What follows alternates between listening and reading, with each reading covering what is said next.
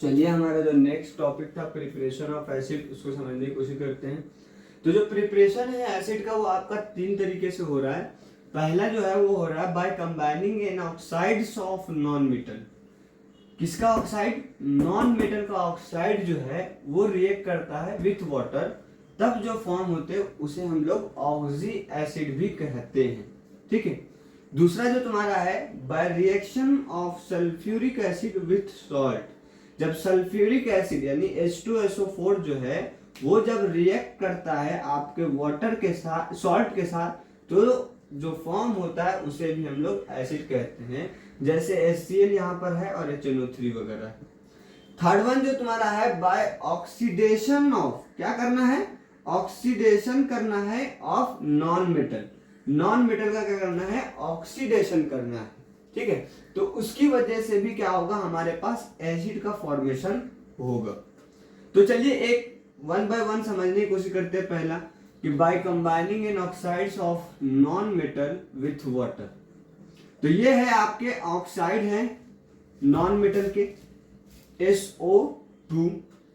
when react with water molecule it form H2SO3, and second one is when carbon dioxide is react with the water it form the H2CO3, and N2O5 when react with the water it form the two molecule of HNO3, nitric acid भी कहते हैं उसे।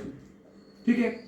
अब यहाँ पर हम लोग समझने की कोशिश करते हैं जो आपका दूसरा मेथड है कि सल्फ्यूरिक एसिड जब आपके सॉल्ट के साथ रिएक्ट करता है तो एसिड का फॉर्मेशन होता है।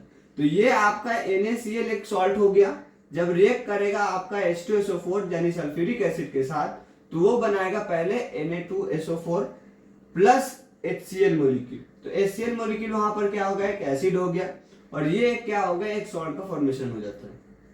दूसरा मॉलिक्यूल जो यहाँ पर है Na2NO3, ये जब रिएक्ट करता है सल्फ्यूरिक एसिड के साथ तो ये फॉर्मेशन करता है Na2SO4, ये एक सॉल्ट हो गया। फिर इसके बाद यहाँ पर क्या बनेगा? HNO3 नाइट्रिक एसिड का फॉर्मेशन हो गया। थर्ड वन जो आपका है वो बहुत ही आसान है, oxidation of non metal. Non metal को आप ऑक्सीडेशन में कर दीजिए, यानी उसको ऑक्साइड्स हो जाएगी, इसका ऑक्सीडेशन होगा।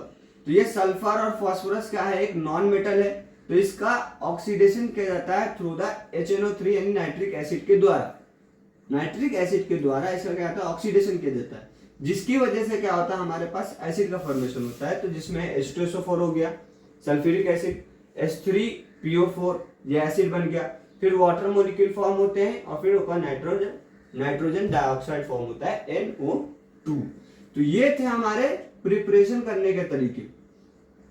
तो नेक्स्ट वीडियो में हम लोग ये समझने की कोशिश करेंगे पहले फिजिकल प्रॉपर्टीज, और उसी के साथ हम लोग क्या करेंगे केमिकल प्रॉपर्टीज वगैरह जो है एसिड के, वो भी इंशाल्लाह कंप्लीट करने की कोशिश करेंगे। Thank you.